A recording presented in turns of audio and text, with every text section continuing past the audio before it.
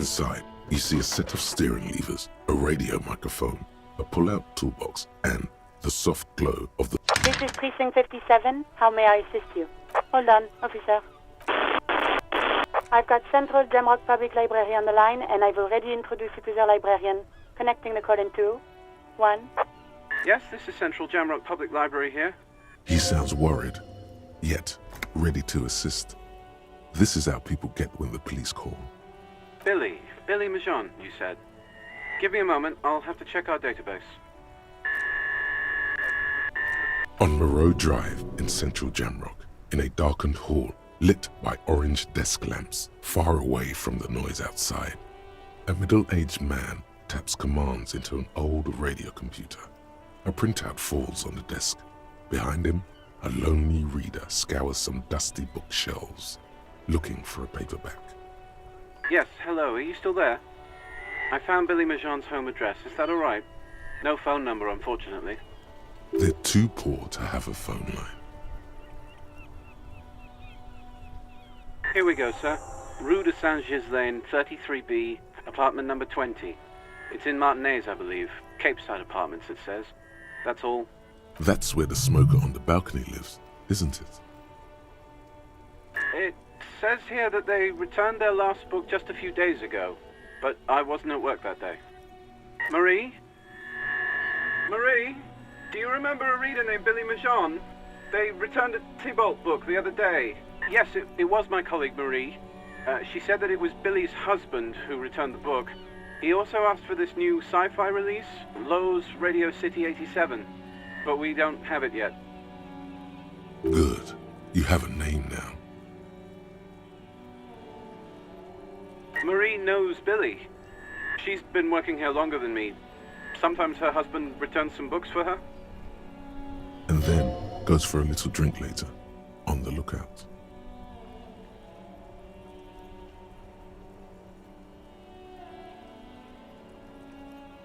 Marie! She said it was an older man, and that she's pretty sure he'd had a drink or two the last time she saw him. 1 second.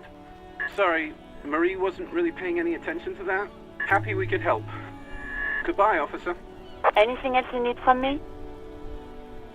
1 moment. Can you please describe the body? We suspect he might have been inebriated when he fell. There were bottles all around him, and traces of vomit on his shirt. Any signs of violence? No field autopsy necessary. You can hear her quickly typing in the background. What about his belongings? Any information on the library card? Good. You have a lead. Do you and Lieutenant Kitsuragi want to take the case, or should I have assigned the case to Lieutenant Kim Kitsuragi? Please follow up on this library lead to identify the man. We'll send someone to take the body to the morgue. That's all for now. Thank you for reporting in. Is there anything else I can do for you? Still no word, I'm afraid, sir. I know it must be frustrating. Was there anything else you wanted to ask? In the cabin, you see a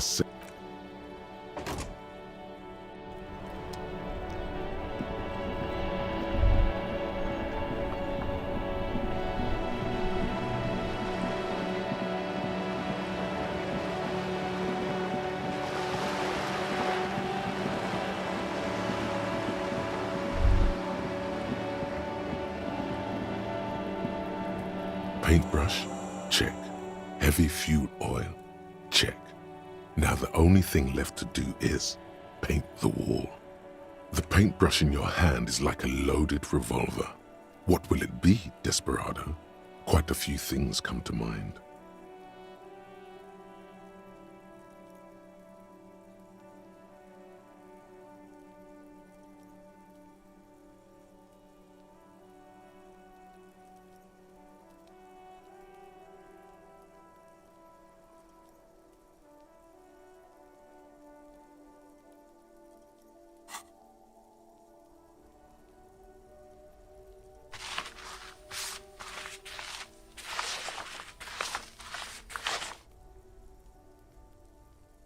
The lieutenant looks at the wall in dismay. But we are the police. But why? We work 12-hour shifts. We get shot at, spat on. You've spoken. The wall will now silently repeat the message. for a decade or so, until the sea air degrades the paint.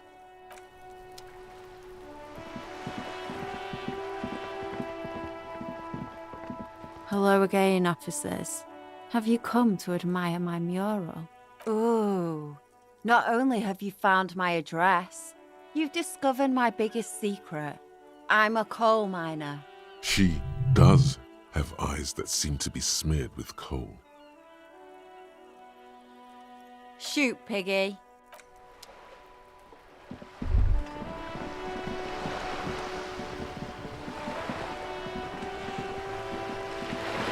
You're back.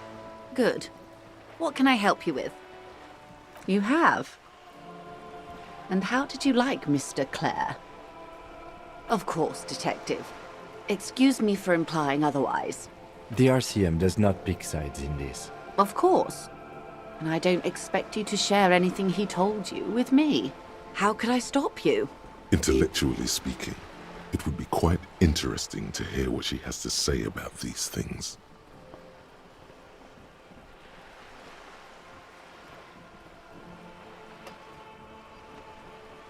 Of course, Detective. Until then, is there anything I can help you with? Of course. Of course. Don't tell her you've met Everard right away. There's time. I fear I've told you. Is there anything else I can help you with? What would you like to know? Good.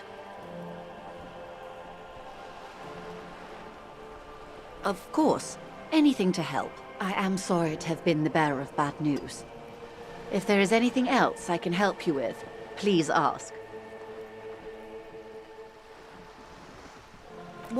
There was a touch of discomfort there. She nods. She's not even asking you anything. It's so easy to just say.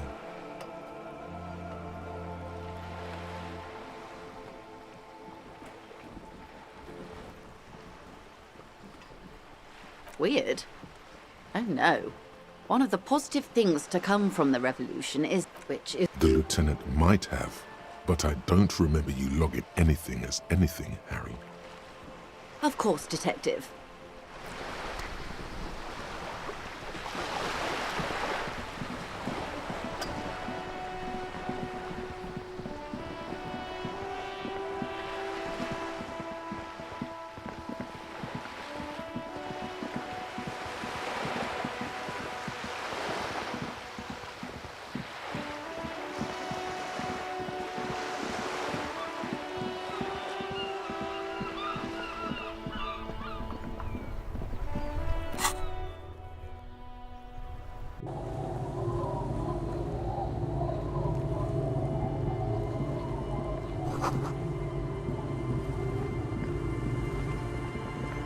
The door has seen better days. I'll wait outside to give you some time and privacy to check out your new living arrangement.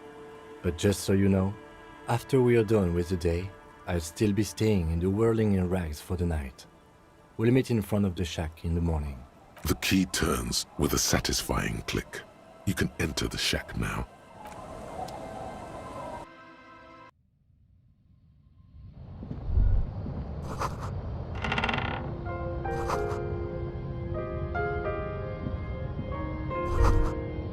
A brisk coastal wind still howls against the window of the shack. Occasionally, the waves crawl in under the foundation, producing a low hum. The room feels muffled, like you pulled your hat over your ears. Outside, it is cold and windy, but you're inside, and it feels safe and warm. What is this place to you?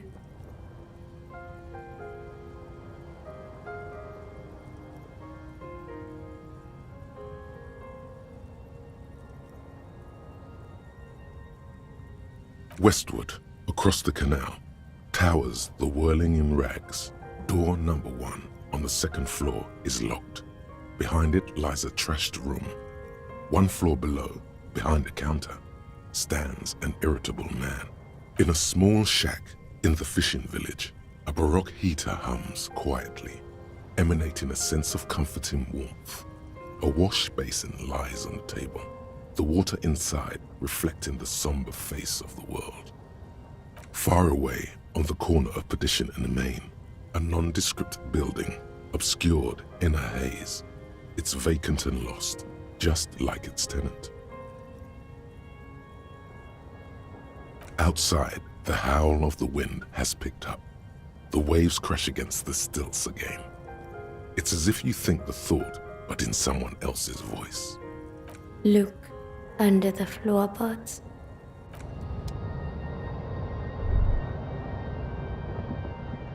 An old mirror hangs on the wall. You see the reflection of your face in it, adorned with the expression. It belongs in the new, the third decade of the current century. Things were good. It was smooth sailing. People made gold and champagne-tinted interiors and facades to suit the times, calling this the new style.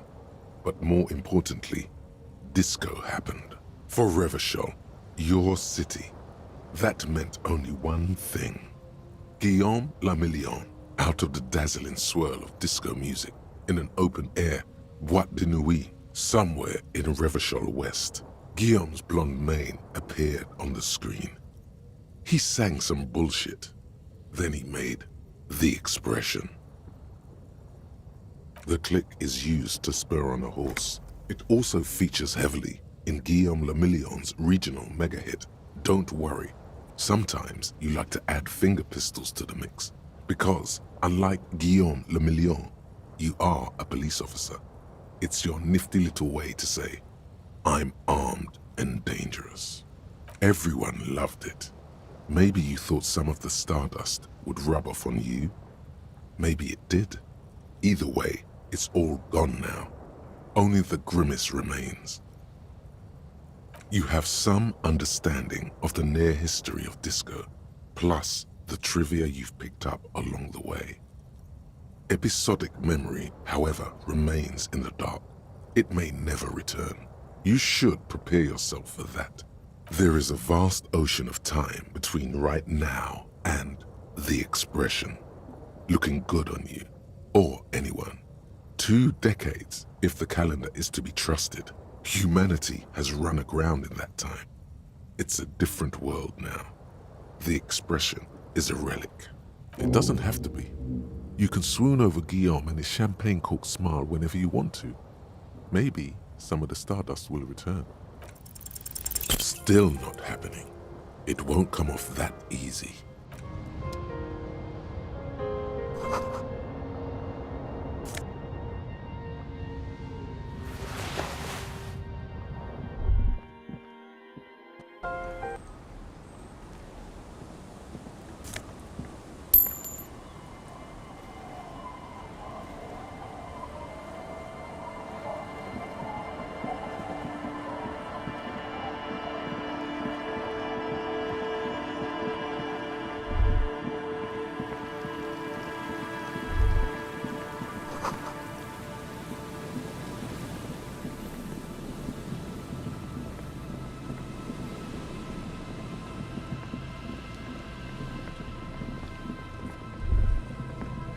That patch of reeds over there, it's a great place to hide something. Kind of out of the way, being so close to the water. You don't have a reason to. Yet nothing. Just a hunch. The hunch passes, leaving you there, by the old boy bobbing in the water. Time to go.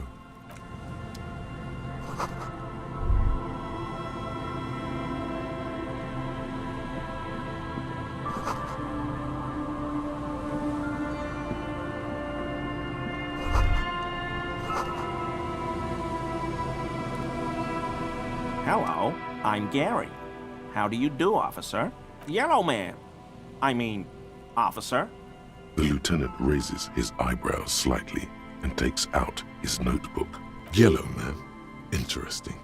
This is something to ask him about, after a little probing first.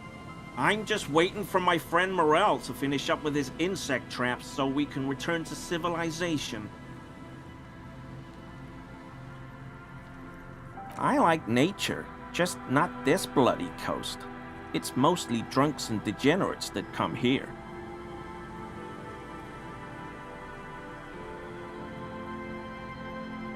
Oh, I've been tempted. But someone has to stay strong for Revocol. He pronounces Revocol with a hard K, unlike other people.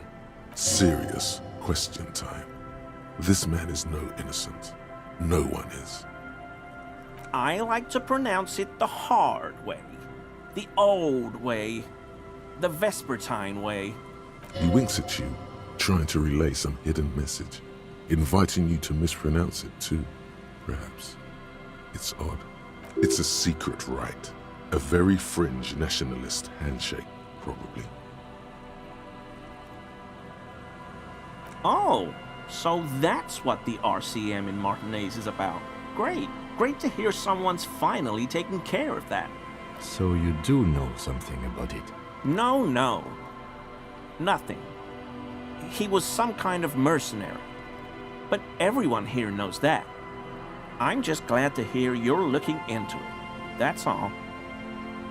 My mug? Why would you think that? Really? I hear it all the time. All in jest, of course. No offense meant to anyone. Okay, I admit it. I threw the mug away in the trash container behind the hostel. I know I shouldn't have, and I am very sorry, officer. You're not going to find me, are you? Using a standard form, officer. It's 50 real. You're getting off easy. What did you do, Gary? Nothing. Just answering some questions. Helping out the law. I know a guy who works with the trash collection services, CS Municipal.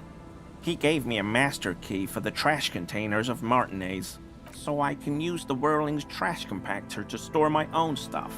Garbage disposal is expensive as hell. The damn Hemians run it like a mob. I'm sorry, okay? I thought I could cut costs. I shouldn't have. I shouldn't have disgraced myself. Disgraced? No need for the histrionic, sir. It was, after all, just a trash container. He studies his reaction. Gary doesn't answer.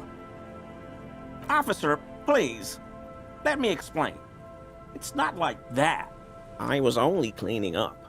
I live right across the yard from where he was hanged, and I saw him stripped naked. All the clothes lying around in the yard, smelling. People are animals, you know? Then I came out to clean up the rags because no one else would. I put them into the Whirling's trash, along with a broken mug, admittedly. Okay. I was coming to throw the mug away, and, well, I threw the mug there and the clothes too. Right. It was just civic duty. Exactly. That's exactly what it was. As he shifts uncomfortably, a series of clicks, like the clinking of glass beads against one another as they roll across a hardwood floor. You've heard this sound before, but where? What sound? Really? There's lots of weird stuff out here in the reeds, though. Insects, trash. Could be the wind shifting some garbage nearby. Every day, the wind shifts the reeds and whatever was left in them. Tambourines and condom wrappers, plastic and glass bottles, the smell of decay. Armor? No. I mean, yes. Of course. I know he was wearing armor, but I don't know anything about it. I hope I could help your investigation, in my small way. Don't be so relieved yet, Gary. This bad cop may have been in your apartment, admiring your mug collection. Perhaps a little intimidation? Not many Sealites here, or anywhere, other than Sale. I meant no offense, truly. Oh, yes, of course he is. I was just speaking about his connections. Let's change the subject, okay? Is he? He's looking comfortable enough. Maybe it was just beads. Sounded like beads. But what kind of beads might a man like Gary be hiding beneath his clothes? You wouldn't be able to hear if you were wearing anal beads. Please excuse my colleague's humor. Working this murder case is taking a toll on us both. You don't quite have to answer that yet. What he means is, working on the case is taking a toll on you, and working with you is taking a toll on him. Of course, of course. Sure do, officer. His eyes narrow slightly. He's wondering where this is going. In my home. Yes. When I was going to... How did you know? Mr. Clare unlocked my apartment? So you work for Everard Clare? Officer, please tell him we're good.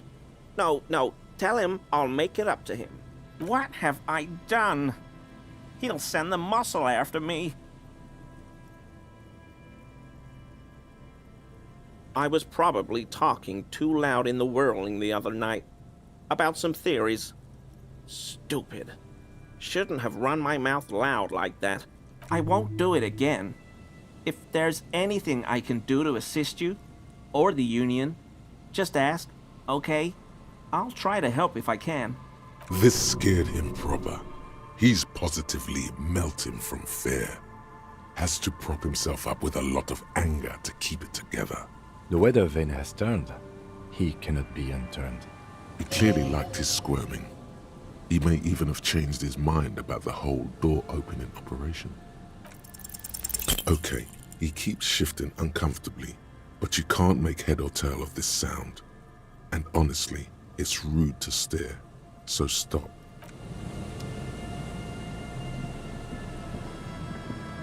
Here we go. There's a cylinder on the ground in which the man is arranging some netting. Who's there? Maybe the water lock is fixed. We were supposed to go back to Martinez a couple of days ago, but that damn water lock is broken. You broke the water lock with a motor carriage? There was a billboard in the canal. Not a vehicle. It said Samaran Butter. Why?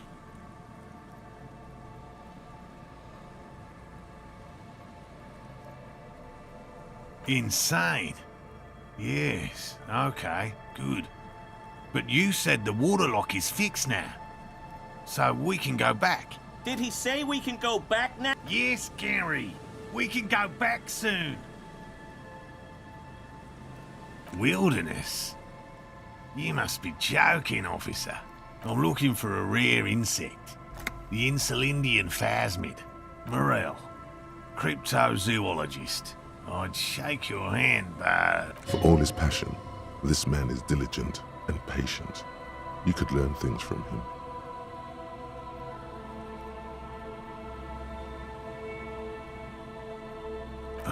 No. No, of course not. Why? Well, he's been a little unenthusiastic about the trip. He doesn't want to say it, but this is unusual. Gary's been to the jungle with him, to places way more challenging than the coast. Why so eager to go home?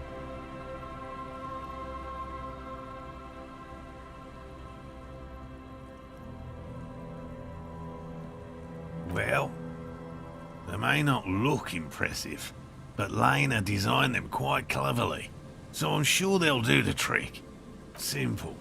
Attracted by the locusts. At least, that's the intention. Locusts. Nearly all known phasmids are herbivores. Inside the traps, a number of locusts crawl and tumble over one another in a tiny, chittering swarm.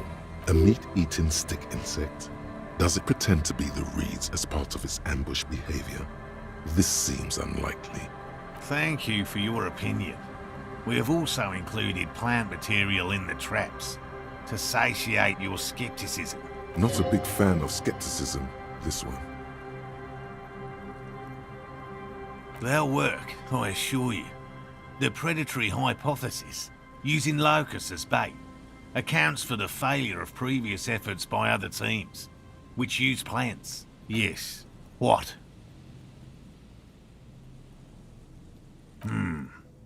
Well, first of all, it's damn difficult to find, which is why we've been knee-deep in the reeds laying traps for it. Very little, I'm sorry to say. Not yet. That's what makes it a cryptid. Just out of curiosity, if there's no proof of its existence, how do you know it's real? I know it's real. It's clear that his obsession with the phasmid is driven by something more than the pure pursuit of scientific advancement. By which I mean, I've heard enough first-hand accounts to believe quite firmly that the Insulindian phasmid is more than mere superstition. There was a credible sighting here recently. A pair of teenagers described a creature that matched the Insulindian phasmid to an uncanny degree, despite not knowing what it was themselves. It's the first credible sighting in several decades. I have to resist the thought. He means asexual reproduction. The females of the species don't need to mate to produce viable eggs. This makes it easier for a species with a small population to survive. And it shouldn't. Nature does not concern herself with ethical propositions. Always a pleasure to see an officer of the law. I mean, officers. Okay, he keeps shifting uncomfortably.